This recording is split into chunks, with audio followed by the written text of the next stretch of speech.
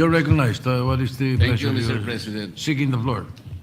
Unang-una, ako po yung nagtataka, Ginoong Pangulo, pagka po pala si Senator Ping Lacson ang magdi-deliver ng privilege speech, wala pa po tayong nate-take up na kahit ano. Siya pala ay masyadong special dito sa chamber natin. Kasi po, pagka kami, lalong-lalo na ako, minsan patatapusin na lahat muna. Aabot po ng halos alas 7 hanggang alas 8 ng gabi.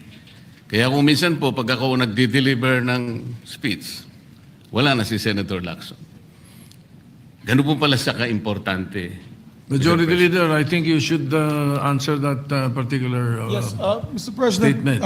yung privilege speeches, alam mo, dalawang linggo na lang po naiiwan with due respect to Senator Marcoleta. Talagang tinutulak natin yung legislation. Una, yung privilege speeches, we put always, and it's been a practice in the past, in the tail end of the discussions, because the privilege speeches can take up a lot of time.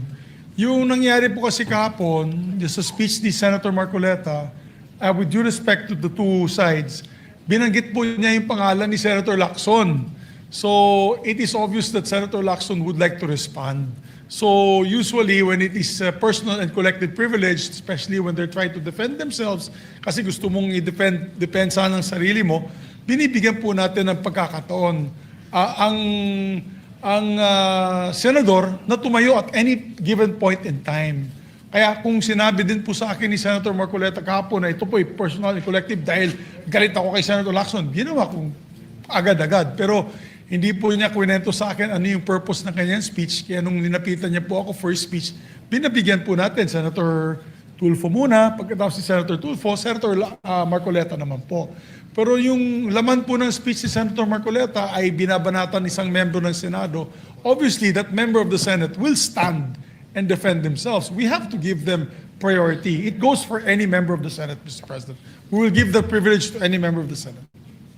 Thank you. All right, thank you. Mr. President, ang sinasabi ko lamang po ay ngayon ko lang po na nakita ang ganitong special treatment.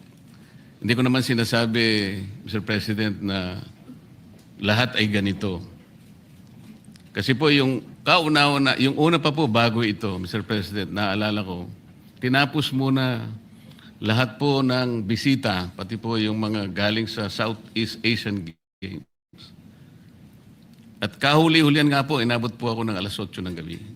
Yun lamang po. Ngunit gusto ko pong makapagtanong sana sa ating ginagalang na Senator Ping Lacson kung siya po ay papayag. My pleasure, Mr. President. Hindi ko po alam, Mr. President, Your Honor, kung paano ko... Sana ko mag-uumpisa sapagkat hindi ako ang subject matter nung aking diniliver na privilege speech kahapon. Kaya kong sagutin at iisa-isahin sa inyo, ngunit ang nangyari, parang ad hominem ang nangyari. Sa akin po, natutukoy lahat ang inyong privilege speech ngayon, samantalang ang inaasahan ko ay sasagutin nyo yung privilege speech kahapon. Kasi kung ganun pong mangyayari, Mr. President, malilihis na naman po tayo sa inaasahan ng ating mga mamamayan. Dito lilitaw ngayon ang nauna pong mga patakarang nakita ko sapagkat kailanman hindi natin makakalimutan at huwag nating kalimutan na talaga pong nilimas po ang kabangbayan. Yun na po yung gusto nating pag-usapan dito. Kung sasagutin ko po ng isa-isa ang ibinibintang po ninyo sa akin, maliliis na naman po ang pinag-uusapan na kailangan na po ng taong bayan na malaman na po ang katotohanan. Sino po ang may pakana? Sino po ang mga mastermind sa nangyaring nakawan sa ating kabangbayan? Ito po ay hindi pangkaraniwang pagnanakawan, Ginoong Pangulo. Yun po ba ang gusto niyong mangyari, Ginoong Ping Lacson? Negative po. Sigurado hindi po yun. Bakit kayo po? po naglilihis, sino pa po nagsimula nito? Nung Bakit una po? pong privilege speech ninyo, hindi ko na sinagot kasi ayoko magkagulo. Pero enough is enough. Kahapon, nanonood ako sa aking opisina, gusto kong bumaba, kaya lang malalim na ang gabi at ayoko maabala yung trabaho sa Senado. Kaya nagsabi ako sa ating Senate President, at ito'y na-manifest niya kahapon, narinig ko, na I was told na sasagot ako ngayong araw na ito. Wala pong gustong maglihis sa usaping flood control. Ako nga po, very passionate po ako dyan, mulat sa pool. Wala po kayo rito. Ako po'y talagang lumalaban sa korupsyon. Pagdating sa national budget, pagdating sa lahat ng usapin, hindi niyo po matatawaran ang aking hangarin, maituwid ang lahat ng katiwalian dito sa ating bansa dahil hindi po tayo muusad. Pero enough is enough. Patuloy po kayo sa pag-atake sa akin. Balikan niyo po, res ipsa loquitur. Andiyan po lahat eh. Wala po ko inimbento. Salita niyo po lahat yan eh. Sabi niyo, iniinsulto ko kayo. Sagutin niyo po. Totoo po ba o hindi yung ating napanood sa mga video? Totoo po ba o hindi yung aking mga binanggit? Tapos na po kayo. Tapos na po. Kasi po ganito May I eh. suggest that the two gentlemen address the chair instead of addressing each other? Sorry, Mr. President. Pagpaumanhin po ninyo, Ginoong Pangulo, ngunit nakakalimutan po ng ating Senator Ping Lacson na siya po ang nagumpisa sa ngayon lang eh. Ako raw po ay defensor ni Vizcaya. Palagi niyang ipinipilit yon. Hindi niya makalimutan ang sinabi ko na nung ako po ay nasa Blue Ribbon Committee, tungkulin ko po kasi na ipaglaban ang sino man, witness man siya, resource person, siya po ang kauna-unahan na nag-apply ng Witness Protection Program. Sa aking palagay po, nung panahon na yon, ay kakailanganin namin siya sapagkat mga pangalang malalaki ang dapat na makuha natin. Hindi naman siya, ang ibig ko sabihin, si Vizcaya po ang mismong nagbigay po ng kanyang kagustuhan. Nung una po, Mr. President, ayaw ko ang maniwala sa kanya eh. Kaya sinabi ko sa kanya, gumawa ka ng sulat, kahit sulat kamay, para sa ganun, walang masabi ang iba na parang ako pang nag-initiate sa'yo dahil hindi kita kakilala. Kailangan malaman muna natin kung ano ang laman ng iyong testimony. At kailangan ma-determine natin kung talagang meron kang may kukontribute na mga pangalan. Kasi importante na lumitaw ang mga pangalan ng mga taong talagang utak ng pagnanakaw na ito. Yun po ang pinag-umpisahan nun eh. Dahil mabigat ang kanyang gagawin, Mr. President, nakita ko sa kanyang kagustuhan na siya sumailalim sa Witness Protection Program. Kinilala ko naman yun, Mr. President. Malalagay nga sa alanganin ng buhay niya. Yun po naman ay nakalagay sa batas eh. Bakit ngayon akusahan ako na ako pa ang nagdidepensa sa kanya? Nandun naman po sa batas eh. Kaya nga po nang ipilit po ng ating DOJ Secretary na pinipilit niya magkaroon ng restitution, sinabi ko huwag mong gagawin yan. Wala naman sa batas yan eh. Ipipilit ninyo sa pamagitan ng memorandum ninyo na kahit wala sa batas para siya maging katanggap-tanggap na witness protection program witness, ay gagawin yung mag-restitute siya. Wala po sa batas yun, Mr. President.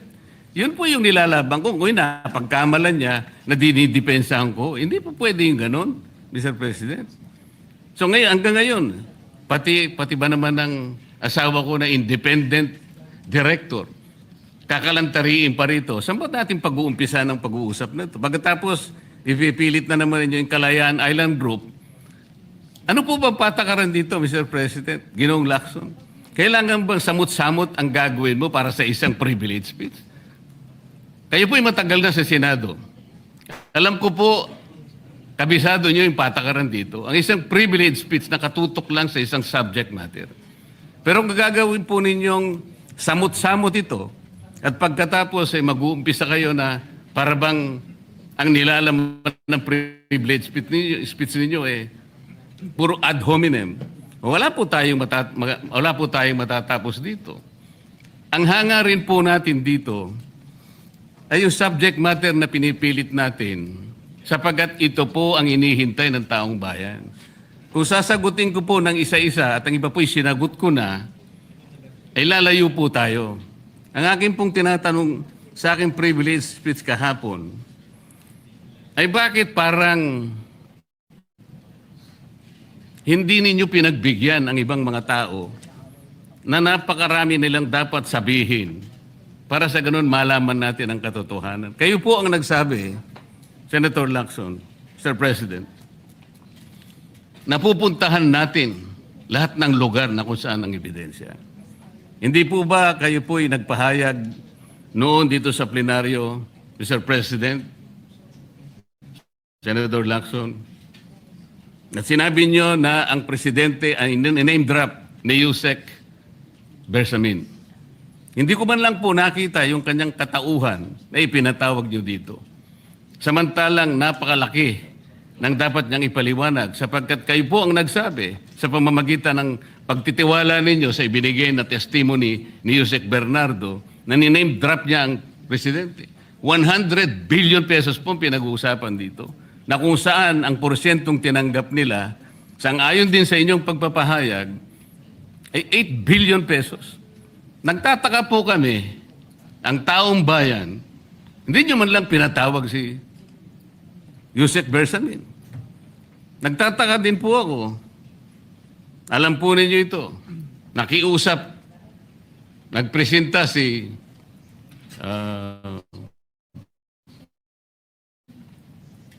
ex-Governor Chavit Singson. At iminungkahi ko po sa inyo. At ang sabi niyo, sige po, sa susunod na pagdinig natin, ay iimbitahan natin siya.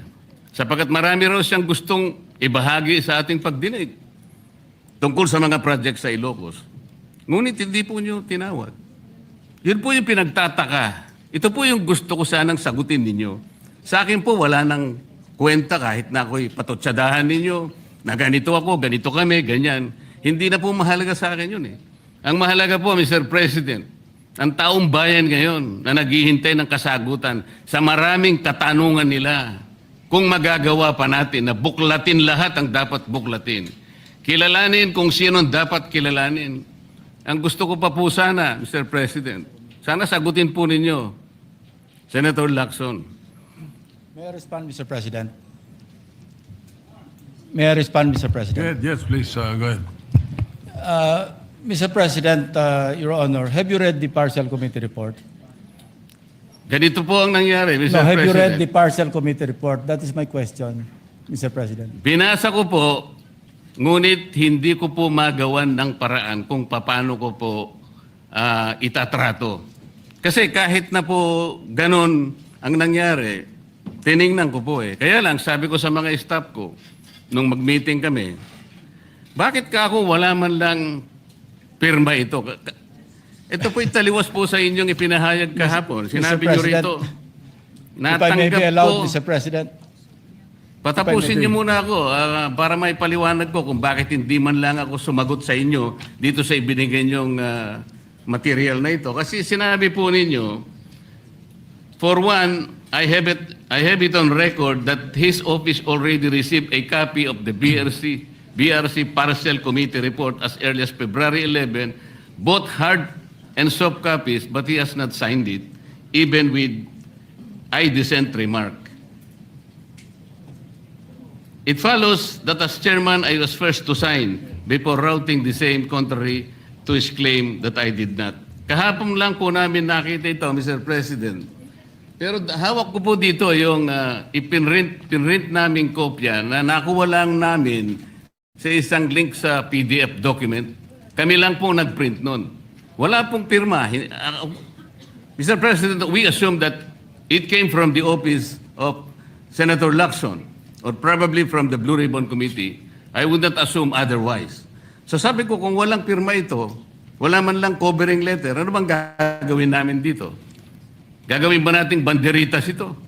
Ganun po ba yung pagbibigay ng isang importanteng dokumento? Kung inaakala po yung importante ito, bakit wala naman pong pirma man lang? Sa akin palagay, hindi po ganun ang pagtrato sa amin bilang miyembro ng Blue Ribbon Committee. Dapat man lang sana, kahit na initial nyo lang po at meron siguro kayong instruction doon, anong gagawin namin dito? Now, before Senator Lacson responds, Will you answer the question? Did you read it or not? That was the question. Yes, Mr. President. You read it. Okay, Senator Lacson, go ahead. Yes, Mr. President. I mentioned it in my privilege speech. Binigyan po natin ng tikitikis ang kopya na may watermark ng kanilang opisina. Una, nagkaroon po tayo ng isang masamang experience na nag-leak yung nauna ng niroute na committee report. So naisip namin, para matunto natin kung saan opisina manggagaling ang leak, bigyan natin ng tikitikis ang kopya. Hindi po talaga pipirmahan yun kasi advance copy po yun eh. Nasabihan po namin ang kanilang mga staff na kapag ready na sila na pumirma at nabasa na nila, hudyatan nila kami, ipapadala namin yung physical or yung hard copy. Nandun po yung signature page, nakapirma po ako doon. Hindi ko po pwedeng ikalat yun nang wala akong pirma kasi ako yung chairman. Hindi niyo po narinig yung aking paliwanag sa aking privilege speech na talagang walang pirma yung aming ikinalat sa bawat miyembro. Dahil yon para lang mapabilis kasi 400 pages po, alam ko magtatagal mabasa. So para simultaneously, isipin niyo po Mr. President, kung isang kopya lamang yon na aking igagala sa 17 o 20 miyembro ng Blue Ribbon Committee, isang taon po, baka hindi pa tapos mabasa.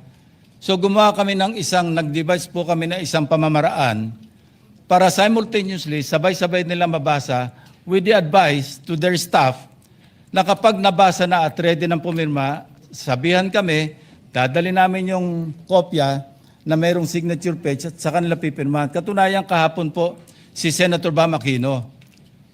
Binigyan namin sa kanya yung may signature page at pumirma siya. Hindi po matatapos kung yung 467 yata na pages, iisa-isahin namin iikot. Mahirap po. Gumawa na nga kami ng paraan para matakil na sa floor, ma-defend ko, at makamove forward tayo na tulad ng binanggit ko sa aking privilege speech, simula na tayo uli ng mga panibagong pagdinig. Ngayon, sinabi po ni Senator Marcoleta na bakit hindi inimbitahan si Undersecretary Bersamin. Kaya ko po tinanong, kung nabasa niya na yung report, kung meron po siya maipakita sa akin doon sa committee report o doon sa TSN, doon sa minutes ng pagdinig na nabanggit ang pangalan ni Undersecretary Bersamin. Bukas na bukas din po o bigyan natin 3-day notice rule. Tatawag po ako ng pagdinig, ipapatawag natin si Undersecretary Bersamin. Ang binabanggit niya po yung aking interpellation sa DBCC na kung saan si Undersecretary Bernardo gumawa ng personal na sulat kay Pangulong Bongbong Marcos. At sinasabi niya doon na ito yung mga personalidad na alam niya, na naalala niya na merong allocable at kung ano-ano pa. Wala po sa Blue Ribbon Committee minutes yun. Sa labas po yan sa plenaryo, sa DBCC, sa National Budget Deliberation. So kung may papakita po sa akin ng ating kasamahan, Senator Marcoleta, na mayroong isang mention sa affidavit o sa salaysay ni Undersecretary Bernardo na binanggit si Undersecretary Bersamin, di tumawag po tayo ng pagdinig at mag-motion siya na ipatawag kung sino man ang gusto niya ipatawag. Ngayon, si Governor Chavit Singson, wala naman pong paliwanag. Ano po yung ite-testify? Konektado po ba sa issue at hand, which is the flood control projects? Kung konektado po, sana sumulat po siya sa chairman at sinabi niya, ito yung lalamanin ng ite-testify o ito yung naka-attach yung draft affidavit ni Governor Chavit Singson. Sino naman ako para tumanggi na ipatawag kung sino man yung resource person? Nagpadala nga siya ng surprise witness, siya lang nakakaalam eh. Hindi ko po inawat eh. Mr. President. No, sandali po, hindi pa ako tapos. At nung hinanap kong pilit, pinagtanong ko yung mga addresses, lahat ng mga kakilala ni Gutesa. At inalam po namin sa pamamagitan ng CCTV footage, baka naman merong sumalubong o merong kasama na pwede natin matunton kung nasan si Gutesa. Ganun po kasi ang aking pagnanais na talagang get to the bottom of this issue. Pero bigla po nawala eh. Ano po magagawa ko? Mr. President, wala nga pong nakasulat dun sa transcript tungkol nga po dun sa binanggit niya sa plenary na pangalang Adrian Bersamin. Paano nga pong mababanggit doon, Mr. President? Hindi nga niya pinatawag eh. Samantalang dapat niyang ipatawag, siya mismo ang nag-highlight. Isip-isipin po ninyo, nagawa po ni Senator Lacson na isama sa plenary debates ng ating 2026 budget. Ganun ka-importante ang bahagi na yon, Mr. President. Hindi ba dapat ipinahayag mo yun eh. Malaking bagay yun. Ibinulgar mo pa nga eh. There are 2 public officials I will reveal this morning. Ganun lang. Ba't hindi mo pinatawag? Kung pinatawag mo yun, malinaw na malinaw, nalagay sana sa transcript. Ganun lang naman ang ibig sabihin eh. Sa mga tweet, iniwasan po, Mr. President, para hindi malagay sa transcript. Pagkatapos ikakatwiran po ninyo, kung nasa transcript, di sana pinatawag ko. Baligtad po ang ginawa ninyo, Mr. President. Katulad din po sa 30 Nara Street sa South Forbes. Ilan po yung binanggit ng mga tao doon? Hindi ko po sinasabing totoo yun. Pero for purposes of the inquiry and investigation, kung talagang ganun, kalawak ang inyong pananaw. Dahil pati nga po yung pagpunta ni Gutese, pati CCTV po pinakita ninyo. And dami po sana ang pagkakataon na nakita sana lahat ng mga binanggit ni Saldico na mga ginamit na sasakyan. Makikita doon sa pagitan ng alas 9 hanggang alas 10 ng umaga. Tawagin natin yung kung sino man yung security agency doon. Pero hindi po ninyo ginawa. Pero sasabihin po natin, you wanted to emphasize one point. Kung nasaan ang ebidensya, ay talagang pupuntahan natin. Kayo po ang inconsistent eh. Pagkatapos ako ang sasabihin ninyong inconsistent. Ang dami po eh. Nakiusap ako na, sabi nga natin, ang dami pong tumuturo sa pangalan ni Martin Romualdez. Inimbita po ninyo, hindi dumating, nakiusap ako, naimbitahan uli. Ang sabi po ninyo sa magitan ng inyong interview, kung pupunta siya rito, welcome. Kung hindi siya pupunta, wala tayong magagawa because of interparliamentary courtesy.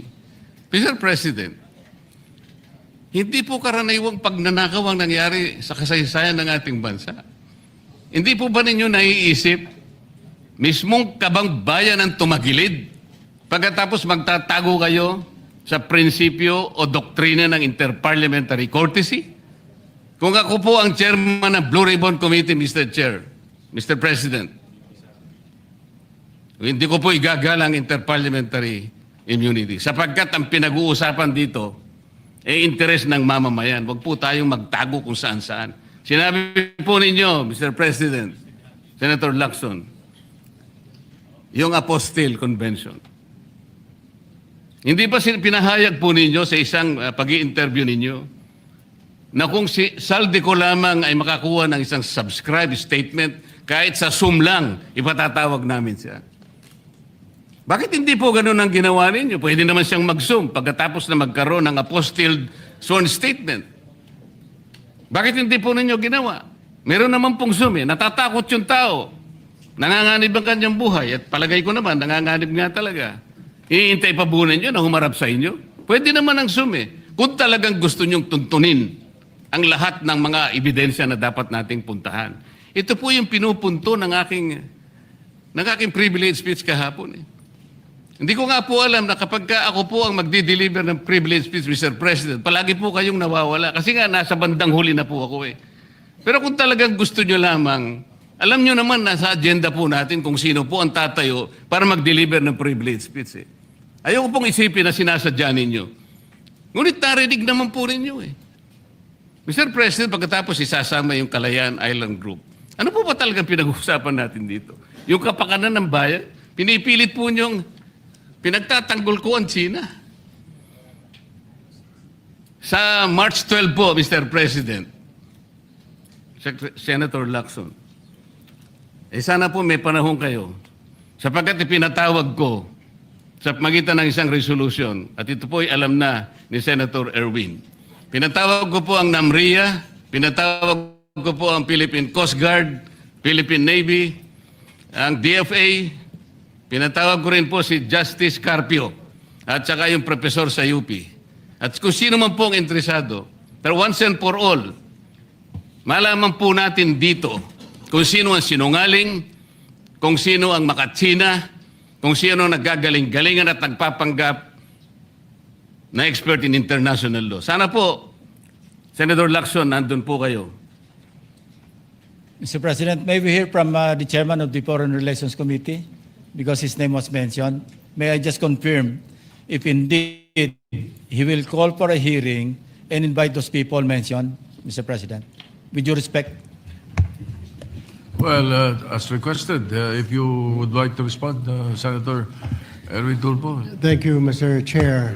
This morning, I have received a letter from the Department of Foreign Affairs citing that they cannot attend, including NAMRIA, Mr. Chair, and we have already written to the various chiefs of staff of the members of the Committee on Foreign Affairs.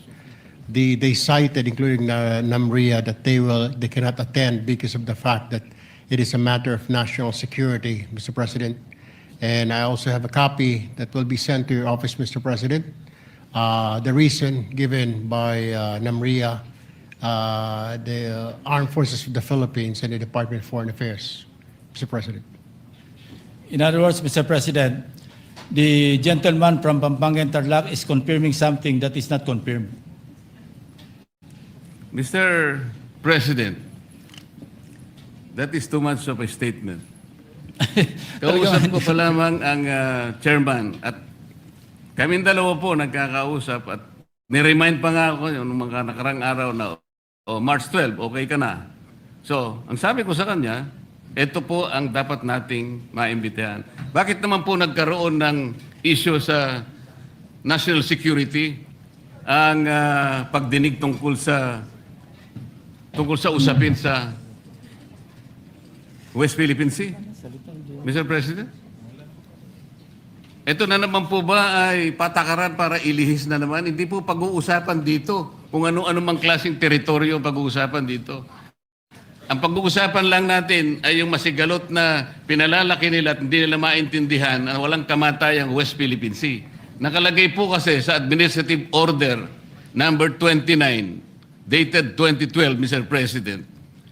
14 na taon nang nakararaan, minanduhan mismo ang NAMRIA at ang DFA na mag-submit ng mapa at mga charts sa opisina ng United Nations General as UN Secretary General at inotify ang lahat ng international organizations katulad ng IHO.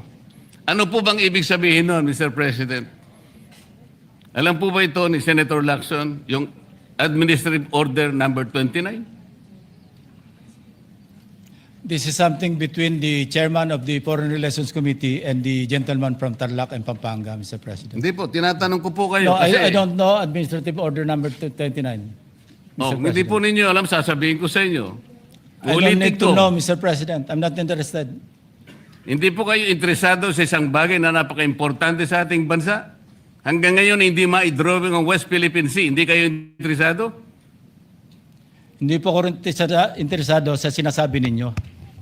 Maring hindi po kayo sinasabi interesado sa Kasi, sinasabi ko. no, Ngunit this ang sasabihin ko, interesado ang buong Pilipinas. Sapagkat ito, dito nakasalalay po kung sino nagsasabi ng totoo. So ayaw po ninyong malaman ang totoo, Ginoong Lacson? Kasi po, Mr. President, ang ipapalabas na naman niya, yung China may karapatan dyan sa lugar na yan. Kaya ayoko na po marinig kasi ilang beses na po natin narinig yan, medyo masakit na sa tenga eh. Alam po Kaya ninyo, sinasabi ko po, ayoko na alam po ninyo, marinig Mr. kung President, nanggagaling sa kanya, Mr. President. si Senator Lacson po ay, ang pagkakaalam ko, isang magaling na investigador. Eh ngayon po pala yung manghuhula na. Paano po niya nahulaan? Ang sasabihin ko ay, The debate is going into Yeah. motives and all of that. So, motu proprio, the presiding officer declares the session suspended.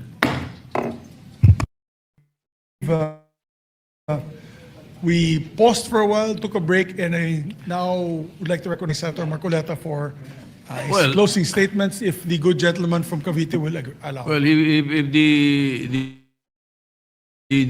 senator on the floor who has the floor will allow, because when the chair suspended the Senator Lacson had the floor. Marcoleta, that is the parliamentary status. So what is your pleasure, Majority Leader? Maybe we can request or ask the pleasure of the gentleman from Cavite. I will allow, Mr. President, but if he hits me, I'll hit back. All right. So Thank you. So, that's Mr. very President, will we clear. allow... Senator, yes, Senator Marcoleta is recognized. Salamat po, Ginoong Pangulo. It's not a matter of hitting me back. He can hit me many, many times. Sabi ko nga po kanina, Mr. President, that's irrelevant to me. It's no longer important to me. Kahit ano pa pong paninira ang sabihin ni Senador Lacson sa akin, wala pong kaso sa akin yon. Ang taong bayan, alam na po nila kung ano ang totoo. Sila po ang arbiter. Silang magsasabi kung totoo lahat po ang pinag-uusapan natin dito. At kung ano ang sinabi laban sa akin. Ang gusto ko lang pong linawin, Mr. President, kung talagang pinaninindigan ni Senator Lacson yung patakaran na kanyang huling sinabi at binigyan ng emphasis kung saan ang mga ebidensya pupuntahan natin. Napakarami ko pong sinabi kahapon do sa aking privilege speech, inisa-isa ko yung dapat napuntahan natin. Para sa ganon, lahat ng inaakala nating ebidensyang magtuturo kung saan dapat at kung sino dapat ang managot, doon lang natin makikita at ang taong bayan po nakikinig at nagbabantay. So, gusto ko pong malaman, Sir President, kung totoo po lahat ang kanyang paninindigan na pupuntahan natin ang lahat ng ebidensyang maaari nating makuhanan, pwede po bang revisyuhin niya yung aking privilege speech? Nandun po lahat, inisa-isa ko. At nagtapos nga po ako doon sa 18 ex-marine officials sa iba pa yatang mga official ng ating sandatahang lakas ang nandun. Lahat po ba nun ay pupuntahan natin? Open po ba siya, Mr. President, na puntahan natin alang-alang doon sa pagkuha natin ng katotohanan. At makukuha lang natin ang katotohanan kung aharap lahat ang mga taong binanggit ko sa aking privilege speech. Huwag tayong magbibigay ng teorya ng kahit ano. Ako po'y nananalig na kapag sila'y humarap, may kakayahan naman ang komite, Mr. President. Makita natin kung talagang nagsisinungaling o hindi. Meron po tayong patakaran. Meron tayong remedyo kapag nagsisinungaling sila. Nakukontempt natin, ikinukulong po natin ang nagsasabi ng hindi totoo. Payagan lang natin, lahat sila may karapatang magsabi, mag-contribute sa ikahahanap ng katotohanan na lahat po tayo ay merong interes. Yun lang po ang gusto ko malaman, Mr. President, kung si Senador Lacson po ay tapat sa kanyang paninindigan, dapat sana lahat po ng aking sinabi, hindi naman po makakasama, makakatulong po sa ating lahat para makagawa tayo ng isang ulat. Sapagkat ngayon, kagaya po ng kanyang inamin, ang tagal na po nung sinirculate na ulat na sa online. At sabi niya, isa pa lang po ang pumirma. So, pwede po bang malaman sa ating kasama, Senador Lacson, lahat po ba nung aking binanggit sa aking privilege speech ay tutunguhan natin sapagkat potential po na panggagalingan ng maraming ebidensya? Para tapusin na po natin ito.